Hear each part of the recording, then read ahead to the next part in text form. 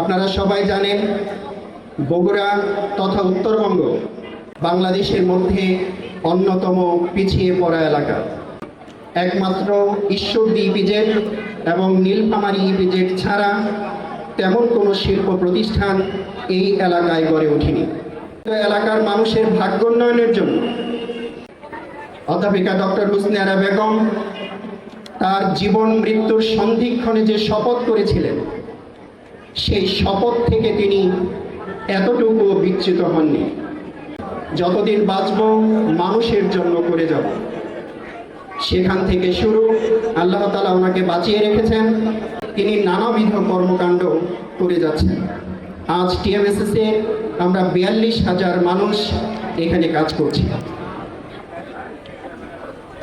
স্বাস্থ্য, শিক্ষা এবং ক্ষুদ্র অর্থায়ন কার্যক্রমকে পুঁজি করে আমরা ৪৩টি শিক্ষা প্রতিষ্ঠান তৈরি করেছি।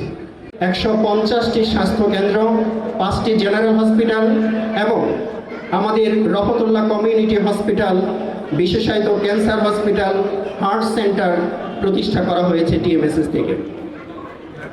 অত্র এলাকার সাধারণ মানুষের যারা অপেক্ষাকৃত কম শিক্ষিত, কম টেকনিক্যাল নৌ-হাউ সমৃদ্ধ, তাদের কর্মসংস্থানের লক্ষ্যে আমরা নানাবিধ শিল্প প্রতিষ্ঠান স্থাপন করেছি।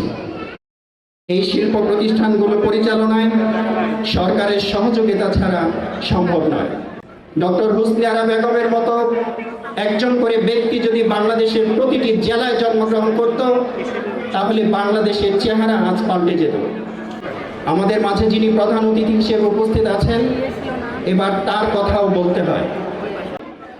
একবার ভেবে দেখুন, বগুড়াকে সিটি কর্পোরেশনে উন্নীতকরণ, বগুড়া বিশ্ববিদ্যালয় চালু, বগুড়া থেকে সিরাজগঞ্জ ট্রেন লাইন, বগুড়া বিমানবন্দর চালু, 4টি গুরুত্বপূর্ণ দাবি ছিল বগুড়াবাসী।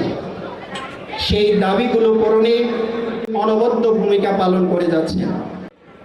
অত্র এলাকার বাসীর পক্ষ থেকে আমি জেলা প্রশাসক মহোদয়কে কৃতজ্ঞতা জানাচ্ছি, সেই সাথে সকল অতিথিবৃন্দকে স্বাগত জানাচ্ছি।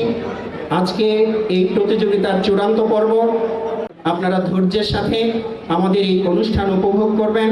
ছোট ছোট ছেলেমেয়েরাও অংশগ্রহণ করেছে, তাদেরকে অনুপ্রাণিত করবেন। সেই সাথে টিএমএসএস এর পরবর্তী কার্যক্রমগুলোতে আপনারা সক্রিয় অংশগ্রহণ করবেন, এটা আমাদের প্রত্যাশা।